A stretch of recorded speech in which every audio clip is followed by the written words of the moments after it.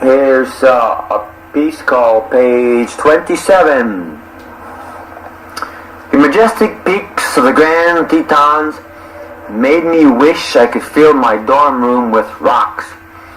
I don't want imported beer bottles or Christmas cards or calendar girls straddling motorcycles on my shelf. I wanted to adorn my study area with rock formations, but I settled for books and LPs because they were easier to move at the end of the semester.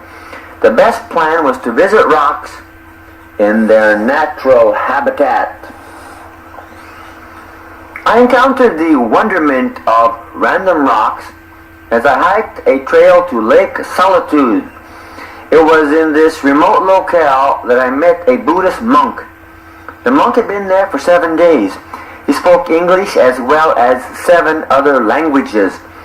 Our minds closed ranks on the 3rd day as the rain pelted the rocks.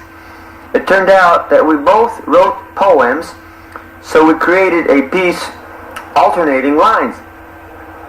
You and I were in a dream together, asleep under a rhododendron leaf, protesting secondhand smoke. A retired poet injected you with a free will serum. Desert winds were born from your wound, activated the machinery of fraudulence as the infernal blue buzz crawled through the rubbish of our collective DNA, through the canebrake of verbiage from a parallel universe, smoky hallucinations under a yellow back porch bug light, prefigured thoughts to reinvent the world.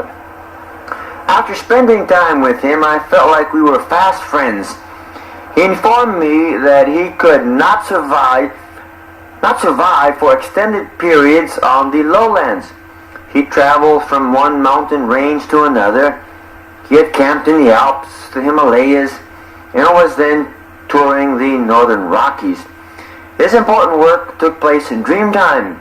Waking hours for him were given over to the mundane functions of the body. He created poems in his sleep and used the soft light of early morning and late afternoon to transcribe their significance. He had escaped the Chinese occupation of Tibet.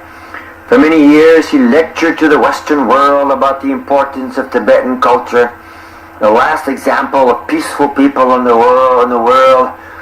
He was content to live alone, but felt a heavy calling to a troubled land. The last time I saw him was on the evening news. He was in Vietnam.